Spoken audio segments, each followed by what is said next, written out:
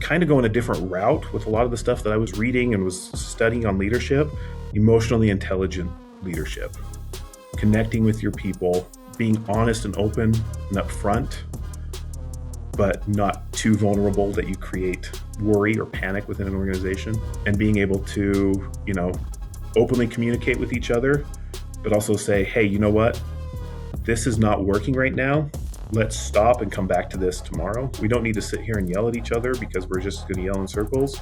This meeting is no longer effective. Let's reschedule this for tomorrow. And then I ended up getting into growth mindset theories, particularly in an education side of it, but also in a personnel management and leadership of really pushing to people that it is okay to fail.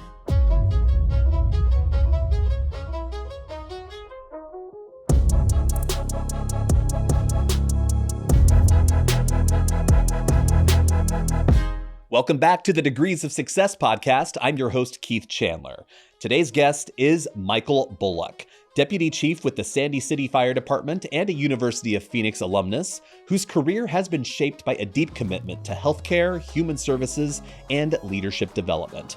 Michael began his education in health education and went on to earn his MBA from the University of Phoenix and continues to pursue lifelong learning today. In addition to leading trainings and overseeing critical emergency resources, Michael has been recognized as a University of Phoenix alumni luminary for his industry leadership, an honor that reflects both his professional excellence and his dedication to service. In this episode, we'll explore what first drew Michael to healthcare and human services, and how education helped him grow as a leader and what it means to serve others when it matters most. I'm your host, Keith Chandler. Once again, thank you for listening, and let's get started.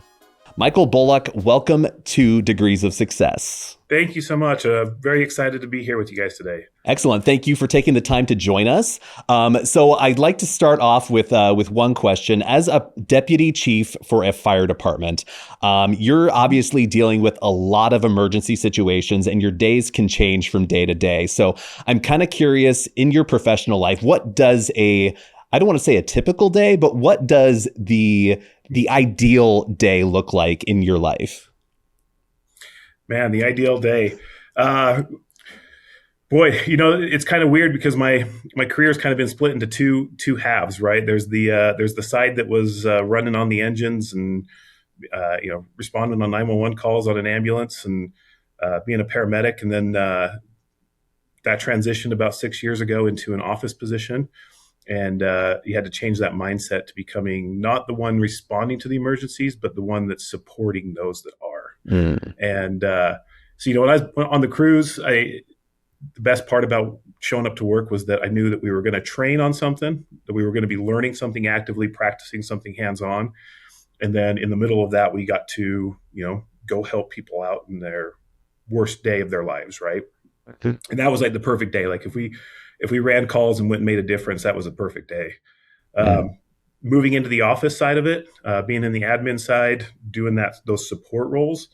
The best part of me is when I get to have somebody come into my office and we get to sit down and, hey, what do you need to do to get to the next step of your career? What can we do to get you into more education classes? How can we, set you up for success? And what tools do I need to be looking at, budgeting, planning for. And, I think my best days are when I feel like I actually helped out those crews and made their days better and gave them what they needed to succeed. So that's excellent. So kind of going way back in time a little bit, you're obviously someone who thrives on helping others. Was there a time in your say childhood or just your past that you thought, okay, this is a career path that I want to take, like human services, helping other people? At what point did you realize that you wanted to kind of get into this field? I know you started your career very early in college studying actually health education. One of your first jobs was a phlebotomist. So yeah, curious what sparked that initial interest. Growing up, my dad was a police officer for 30 years. So I always lived around that lifestyle of the family of having somebody that, I knew when he wasn't going to be home for a night, it was because he was on shift or he was at a community meeting helping out. I got to see that growing up and knew that was something that meant a lot. He Mhm. never had a problem going to work every day. He never complained about his job. Um, Maybe complained about a lack of sleep, which I can totally understand that. But other than that, so I always knew it. I knew it was there. And on top of that, at a very young age, I was 4 years old. I was involved in a pretty significant accident myself. Ended up spending time in the hospital as a 4 year old. Had multiple eye surgeries Wow. to the point where they didn't know if I would actually be able to function as an adult as I got older because of this head injury. And so being in and out of hospitals, having nurses and doctors who were taking care of me growing up through all those years, really, it was a no brainer that I wanted to go into that field. I wanted to be somewhere where I could make a difference on an individual basis. And I don't think I knew where it wanted to go. I initially thought I wanted to go to medical school, become a doctor, and went through college or went through high school, taking anatomy and physiology and in those classes and focusing on sciences, and actually started my first uh, uh, degree program at the University of Utah is where I started. Was biomedical engineering because I really loved that idea of building something that can help somebody Mhm. with a disability or being healthy or something like that. So um, I did that for a little bit and then realized that I didn't want to sit inside of a lab all day long underneath fluorescent lights and everything. So did a lot of searching, trying to figure out where I wanted to go from there, and went and got my EMT certification as a resume builder. To be honest with you, I was like, I'll go get my EMT certification, get me in the door somewhere, maybe help with something.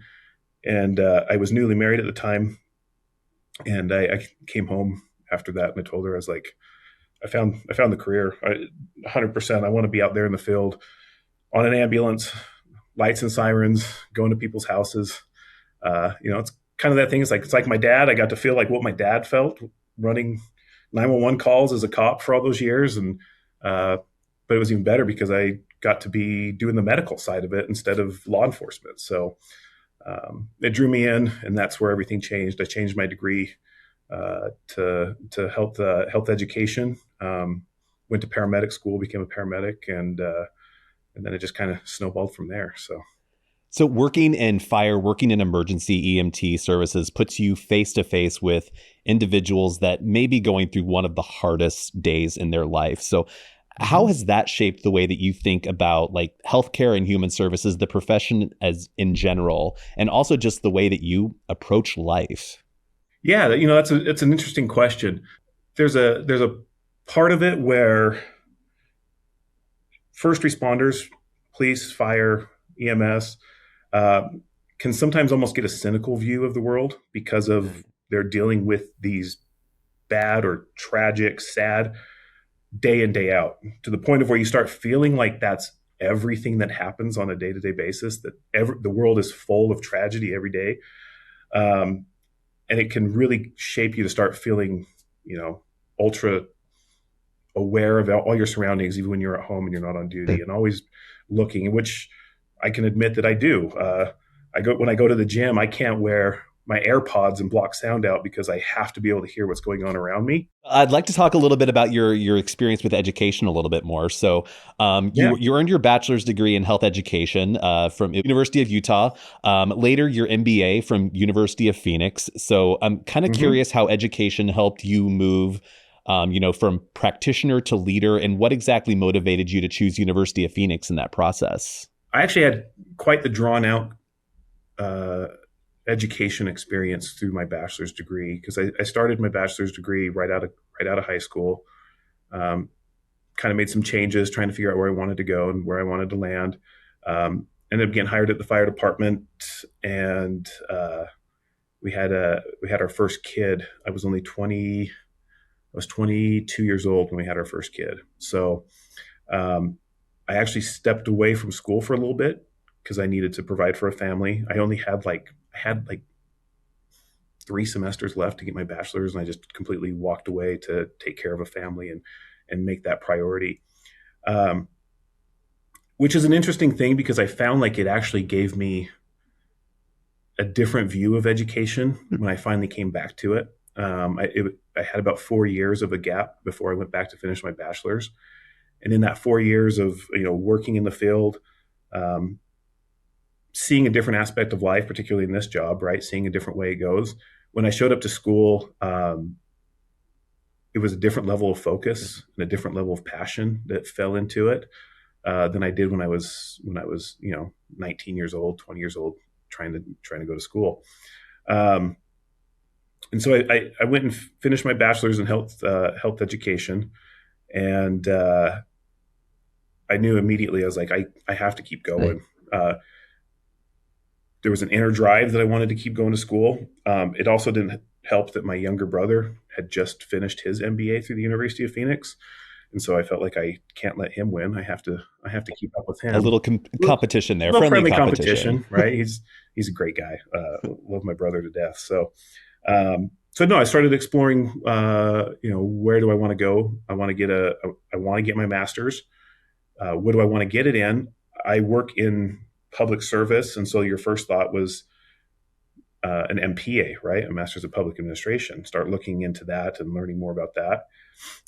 But I kind of had this nag in my brain that I'm like, I don't want to study the same point of view that I'm working in on a day-to-day basis. I And want a little bit different of a view, but I want it to work similar. For my job at the time, I was working a rotating schedule of 48 hours on shift and 96 hours off shift, and it's constantly rotating days of the yeah, week. I had little kids. I'm like, how am I going to make this work? I work second jobs at the hospitals on my days off to be able to provide for the family. And so I started looking into it. Now, this would have been 2013 that I was looking to go back to school. And there were some online options, but there weren't a lot of online it, options particularly for a graduate degree. And so I really started diving into things, and I found University of Phoenix, and called one of the recruitment specialists or academic admissions, and asked a lot of questions about how it works and what's the schedule going to look like, and is it going to be flexible to be able to help me still provide for my family. I can't put everything on hold. Like there were some in-person programs I was looking at, and not only was the cost astronomical, but I had to be in class like 5 days a week, and it was going to last 2 years, and I had to be there. And I'm like, there's no way I can make that work. Um, so that's where I ended up choosing University of Phoenix to get my MBA, and I absolutely loved it from day one. I had like these were topics that I never dealt with, right? Like I'm a firefighter, paramedic. I'm not dealing with financial sheets. I'm not dealing with inventory management. that I'm not dealing with these things. There was the leadership portion of it, which really fascinated me because we talk a lot about leadership in the fire service. Um, but even back then, leadership books that everybody wanted to read in the fire service were military books, right? You got to read this book about this military person here, and you got to do this one here, and about this naval captain from the 1800s. And it was really focused in that realm. So as I was doing my studying, I was doing the MBA program. I was looking at the track of doing some leadership stuff and some finance stuff because I just um, was very fascinated with retirement systems and investing and stuff like that as well. So I did my classes. I did homework when I could at the evenings when I was at the fire station. I worked graveyard shifts at the hospital on my days off. So wow. I would start my homework at like 10 p.m. and work until 4 a.m. and then, do my rounds in between at the hospital. And I did that for the 18-month period. Um, at that point, I decided that I was starting to get to the point where like I need to finish and keep working and keep doing things. So I ended up dropping the extra tracks towards finance. But I continued that studying. I graduated in 2015 with my MBA, and I was only the second person in our department at that time that had gotten a master's degree. So is that same time that a promotion came up for it's an engineer position. It's some departments call it the chauffeur, the ones that drive the engine and do all that. Um, And so I finished my degree and went into my first promotional interview and laid out my certificates and said, I've got an MBA and I've got this and I've got 6 years of experience, and I got promoted to engineer. and it was awesome. I was excited about it, and it definitely pushed that. It was something that wasn't around a lot in the fire service. Um, and so I worked as an engineer for a few years, and in 2018, I tested for a captain's position, which is the first line supervisor, and came in and said, okay, I've got my MBA and my bachelor's, and I've also read this whole bunch of leadership books, and we had an interview, and I got promoted to captain. And then didn't know where that was going to take me. Ended up coming into the office as a training captain, and 7 years later, I'm still here in the office. And in that time, I've promoted to battalion chief and now deputy chief over that time. So, the skills I learned through that MBA program were directly related to my ability to communicate ideas in my interview processes and be able to bring a different view and a different aspect to what was going on in the fire department, which I think was very helpful. That's amazing. And congratulations, by the way, on being you said the second person in the department to have an MBA. I'm kind of curious to what kind of surprised you, what surprised you that you are using today from what you learned in your MBA program that you didn't think probably would have been applicable to someone working in the fire department? The two biggest things that I use on a day-to-day basis now in my position, inventory management and financial record keeping. When I became a battalion chief in 2020, I got put over our medical and training division, which included managing all of our medical supply, ordering, purchasing, distributing, all of that kind of stuff. When I first started in my career, the individual that was running that part of it, we run off a fiscal year schedule. So July 1, we get our yearly budget, and their idea was that on July 1, I order everything we need for the entire year, and I spend every dime we have on supplies, and we just stock them down in the basement, and we work through those until June 30th of the next year, and then we get our budget again, and then I do it all over again. And for years and years and years, it was like we had everything we needed all the way through January and February, and then March, April, May, to the point of where it was like, okay, we're starting to run out of stuff. Hey, be really aware of what you're doing with the supplies. Don't use stuff you don't need to use. We can't order anything. We're out of money. And then July 1 would hit and everything was back to good, back to normal. So when I came over and took over this position, my first objective that I took in that was to revamp our ordering and go into a much more of a model like a just-in-time ordering. Like what are we using? I'm going to make small purchases weekly or biweekly. I'm going to monitor expiration dates so that we're not throwing stuff away. Put into place an entire inventory tracking and usage system. A lot of the programs we already had access to that just nobody had actually taken the time to dive into. So that became a huge thing. And we've ended up, it worked really well. Then COVID hit and blew it out of the water because you couldn't order anything. So that became a challenge. We had to adjust and move through the COVID inventory shortages for a little bit. But now that we've come back out of it, it works really well. We do weekly inventory counts at the stations. We track what we're being used. We watch everything come in and out, and we make our small purchases across the board. And then on top of that, we revamped the way we're doing contracts. We for a long time had a single source contract for medical supplies, and again, that COVID was a huge thing. Like I took over that position on March 1st of 2020, and I think the country shut down. So I had 2 weeks of my job of doing that before COVID hit, and it was a shock. So we revamped contracting, got multi-source contracts in place. which was a little bit of a shock to some of the vendors that were used to being a single source vendor for us. And we put all those into place, and we actually just redid that contract just this year, and we now have three major suppliers now that we're purchasing for, which I think is great. It creates some competition between them a little bit, brings prices down a little bit, but also ensures that we have what we need when we need it. So. Excellent. So, as you mentioned, your title, Deputy Chief, Sandy City Fire Department, Mhm. you help oversee training, resources, people in high stakes environments. So I'm kind of curious about your leadership style. So how do you approach leadership when trust, teamwork, and like preparedness are so critical in your profession?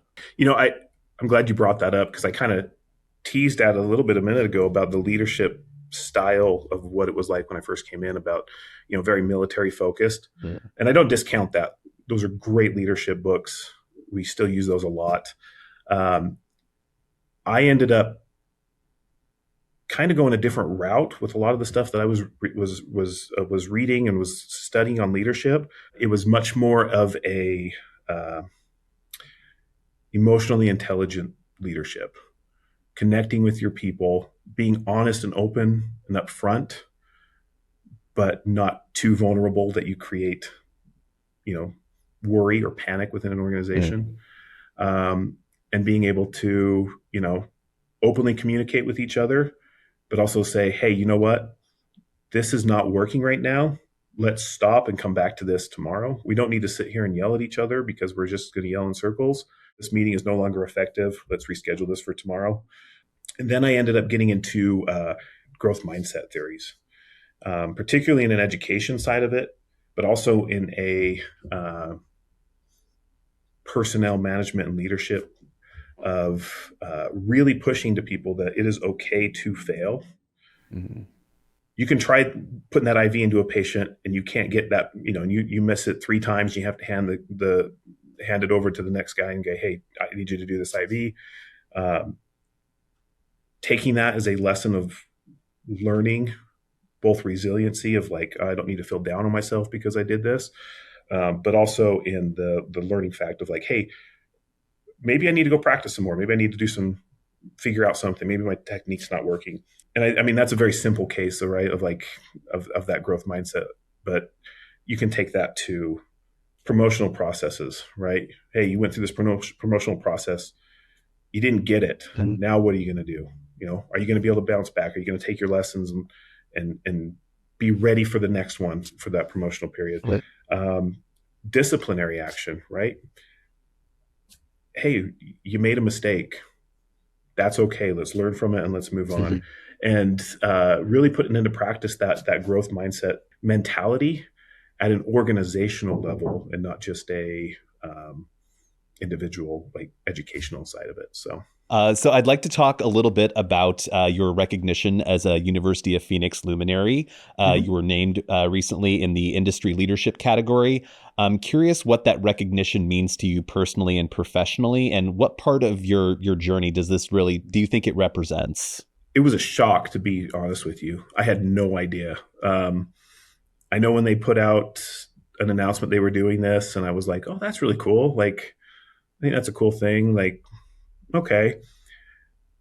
And then all of a sudden, like 3 months later, a box shows up at my door and I'm like, what? Like, seriously? Like this is incredible. I think it goes down to an innate feeling of my own that I never win at anything, which is stupid, right? It's just ridiculous.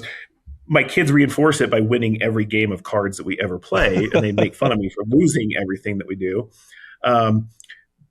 But I was floored when it showed up, and I was like, wow, like, I think it forced me to actually sit back and look and be like, oh, wow, I really have accomplished a lot. I've really utilized these things that I've used to further myself and my own personal growth. And I think that was the biggest thing at the beginning of it, was that self-reflection of like, oh, wow, I really have done something, and it obviously stands out. And so I think that was it was a big self-reflection on my own career. I joke around that I still mentally feel like I'm a 17-year-old kid running around trying to figure out what they're doing on a day-to-day basis. I tell a lot of people, like, we just brought in a brand new training captain, just newly promoted, and brought him in, and he's overwhelmed. And I'm like, hey, you want me to tell you the secret? I was like, just fake it until you make it. Just pretend like you know what you're doing, because we all feel like we are just pretending we know what we're doing. And we're trying to do the best that we can to live up to what we are supposed to accomplish. And when you realize that, you actually have prepared, you have done a lot to be ready for that. I think that was kind of that was a shock. That was the big shot to me, was Mhm. that, oh wow, I'm not making it up. I actually have done the work. I actually have prepared, and I've actually put it into practice. And I think that was the biggest part for me, was that. And um, it was really fun. My family was so excited when they saw it. They were all jumping up and down and so excited. Uh, and then I came into work and told everybody, and they were just like, "Whoa, like, really? Like that? That's unreal!" So that was very cool to have that. And um, I'm very honored to have it. Like, I feel very excited to be a part of that. I think it's a very cool thing. It's a very awesome thing for University of Phoenix to do, because I think sometimes you can feel like you are just one of many, Mhm. and sometimes you feel like you can get stuck. And it's not just these schools; it's like everywhere in life, Mhm. right? Sometimes you can feel like you're just stuck as one of the masses and you don't stand out. But to have the school actually send me an award for something like that, I'm like, wow, no, they really do care. They want to see where we're all going. I mean, it's been 10 years since I graduated from there. And the fact that they're still, I mean, even just doing this podcast, I was, I was blown away when I got reached out to do this. I was like, really, like, this is cool. And to feel like you're not just one of many, that the school and the organization and the administration wants to put a spotlight on the people that have gone through their program, is just, it's amazing. And it just makes me proud to be, an alumni of that association. That's what they're doing, and I'm very happy for it. Good. Well, congratulations on your recognition. Many of our listeners, they're adult learners balancing demanding careers, family responsibilities. You obviously have a very demanding career on top of family responsibilities. So, what Mhm. advice would you give someone considering the notion of going back to school or pursuing their education in some way? Go for it. Don't sit and think on it. Don't go, oh, I'm going to wait for the perfect time to do this. Um, you have to start, because you could start today, and in 2 or 4 years, you could either have your degree and be done, or continuing on for the next one, or you could still be sitting there thinking about doing it and moving on. It's a balance. You have to find what is the priority at that time. There's never a great time. Sometimes they're better than others, but you know, just just go for it. Yeah. Dive in. Time is always hard. Having a spouse and kids, being having them on board is a big part of it too. Making sure that they're all set to go, because I could never succeed in any of this if I didn't have a family that supported me through the process, gave me that time to go lock myself in the office for 3 hours to go write a paper. Um, there's times where I've had to tell my little kids of, like, okay, I really do want to come play. Give me 2 hours and I'll be out there and do it. Yeah. And I think that's the biggest thing about that, is that life keeps going. And just, you know, know your goals, know your why. Why you want to do it is the biggest aspect, because if you don't know why you're doing it, you're never going to be able to push through to the end. You're going to hit that first slog of it, and it's just going to halt you. And I'd have to tell that to new recruits here when we hire them in the fire department, is, you can't start fire academy for 16 weeks and not know why you're doing this, Man. because you will just burn out, and you have to have a bigger why. So I think those are or a few of my big advice to anybody looking back to go to school is, just go for it and know your why. And Trust your gut. Yeah. exactly. Exactly. And finally, last question. So, as the university is now celebrating we're celebrating our 50th anniversary this year. A huge milestone for us. It got me thinking about just milestones. And as you've been reflecting on your journey thus far, what personal or professional milestones really stand out to you as being one of the most meaningful in your life? I think personally, when I completed my bachelor's degree after being gone for so long and feeling that sense of pride that I was able to put myself back into that position, into that uncomfortable position of being an adult student on a campus full of, fresh out of high school kids and being like, wow, I don't know if I can keep up with this. Like that was a big accomplishment to go back and finish that after that multi-year gap, which then just propelled me onto the next one, right? Of like, okay, I'm just going to keep going. This was so awesome. So I think that was a huge one personally. Professionally, I think that, to be honest with you, that first promotion to engineer, that was probably the first one where it was like, okay, I have put in some work. I have put in some time. I did what I needed to do to get here. And that was a great feeling of that first step promotion, which I still say by far is the best seat in the house in the fire service is driving the engine. If I could still do that every day, that's the golden spot right there. So Michael Bullock, thank you so much for joining Degrees of Success podcast. And thank you so much for your service as a first responder up in Sandy, Utah. Greatly appreciated for everything that you're doing for the community up there and for what you do for our community at large. So once again, thank you so much for joining Degrees of Success. Thank you so much. I appreciate it. Thank you for joining us on this episode of the Degrees of Success podcast. Michael Bullock's story reminds us that leadership begins with service and grows through education. From emergency response to organizational leadership, his journey shows how learning can expand your impact, not just within your profession, but in the lives of the people you serve. If today's conversation resonated with you, be sure to like, comment, and subscribe, and share this episode with someone who's considering their next step. I'm your host, Keith Chandler, and thank you for listening. Join us next time as we continue sharing inspiring stories of perseverance, growth, and success through education on Degrees of Success, where every journey matters.